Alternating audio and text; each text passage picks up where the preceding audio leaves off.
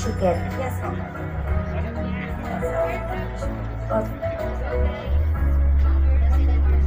Authentic chicken. So, nagbiyahe pa pala ng Apayao yung chicken. Ilang oras po ang biyahe ng ng chicken? 8 hours. 8 hours. Yan. Sino nang naka-visit po ng province of Apayao? Me!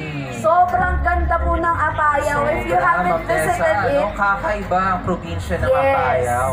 you have to visit it. Worth Yan, it po ang worth it po ang tagal ng biyahe. Tama, dahil may 7 munisipyo ang probinsya ng Apayao. Meron tayong Cabugao, Flora, Luna, Santa Marcela, Conner, at Calanasan, Apayao. Hindi kompleto ang meal ng isang isda kung walang sili. Yes, oo nga. Nung pumunta rin ako dyan, talagang yung mga dishes na nila. Tama, Dishes mula na- breakfast, AM snack, lunch, PM snack, and dinner, may sili dapat yan. Oo, kasi hindi talaga kompleto ang dish din nating mga Pinoy pag hindi maanghang ang ating pagkain. Kumbaga, added heat. Oo. Mapapakain ka talaga.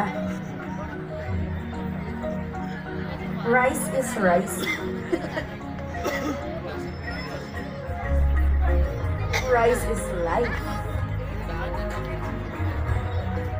Ayan. So, yung chinachop po nila, ma'am, ay ano po yan? That's a pomelo leaves po. Yan na yung ilalagay nila. Yes po, tama ng suha. Dahon ng suha. Pwede pala yung isama sa dishes, Yes no? po, ibabalance niya yung spicy and the flavor of the food po. Ah, so pwede siyang pambalanse. Yes, ma'am. Para Tapos, mawala yung yung spiciness. tapos magkakaroon po siya ng aromatic flavor. Tapos, So, ang mga dishes po natin, hindi po gumagamit ng sibuyas at bawang. no po. Ito po ang alternate na ginagamit natin, yung pomelo leaves. Yes po. Kasi nga nandyan na yung... Ano po ang lasa ng pomelo leaves, ma'am? Medyo citrus po. Citrusy. Yes. And may pagka-bitter na po. Naku, mga bitter. Yes. Ang bitterness. Ayaw natin ng bitterness sa life. Love, love, love tayo. Love tayo. Tsaka mas masarap po if authentic po yung lasa kapag salt and pomelo lang ang gamit. Ang ginagamit sa dish na yan. So, most of the dishes ba natin, ma'am, from Apayao ay marami pong, ay puro ba pomelo leaves ang ginagamit? Mostly po. Mostly, most of your dishes, pomelo leaves talaga ang ginagamit. Kasi nga hindi kayo masyadong magamit ng mga garlic, ganyan, Yes. ng bawang, ng luya.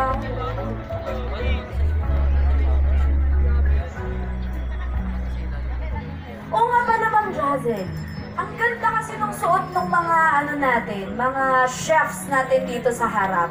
Ano ba yung suot ng mga chef natin? It's the traditional native attire of Apayao po. Ayan, papatanggal po ba natin yung apron mamaya? Yes po.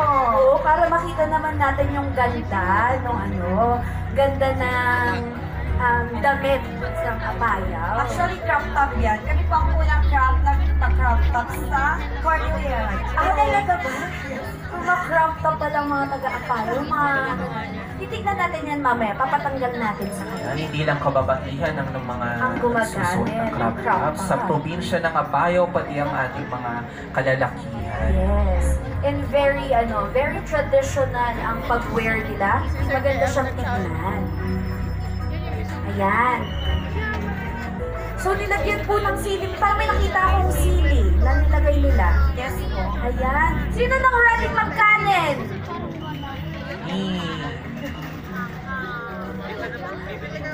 Matitikman natin ang mga authentic dishes from Apayao. Mga kasama natin na nandito sa Rose Garden. Ready po kayong matikman ng dishes from Apayao? Ayun, narinig ko. Ihanda nyo na po ang inyong mga kanin. Dahil rice is life, hindi po pwedeng kainin to ng pulutan lang.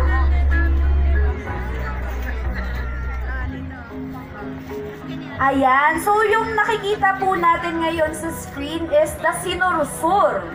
So niluto po nila kanina sa open fire. we-cook, ito po, makikita nyo po siya. So, yung process of sinursur, ayan po, parang grinding process po siya.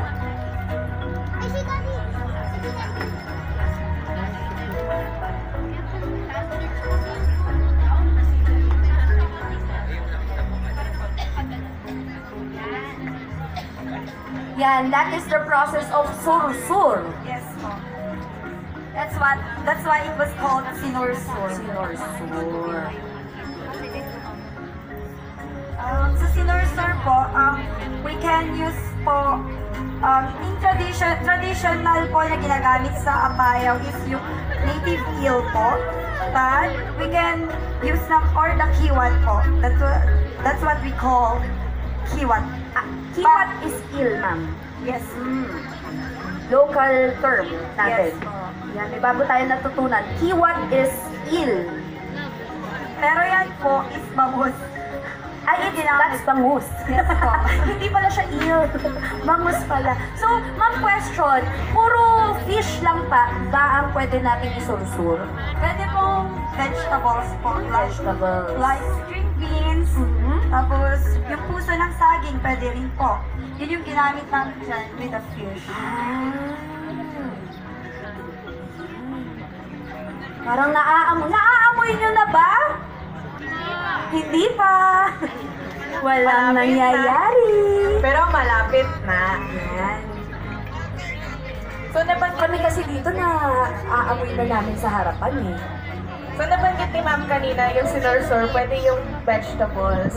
Siguro yung mga kasama natin dito ngayon sa Rose Garden, napansin nyo ba na ang mga Filipino dishes, it's more of, yung name nila is yung process kung paano sila ginagawa. Yes. Katulad ng adobo. Ang adobo is Spanish term po, adober, which means to marinate. Yes. Gisado, sinigang. Yan. At this time po, from Apayao, Sinursur. Well. Naku, nakakaano. May kanin po ba tayo dyan? Parang nakakagutom na po ang amoy niya dito sa harap.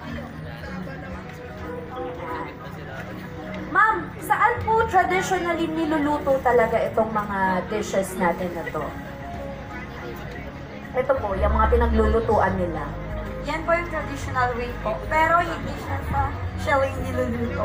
Oo. Talagang kailangan na natin. Kasi baka abutin po tayo ng 8 dito pag nagsiga pa tayo. Saka hindi allowed Oo, dito bawal. mag-fire, ma'am. Baka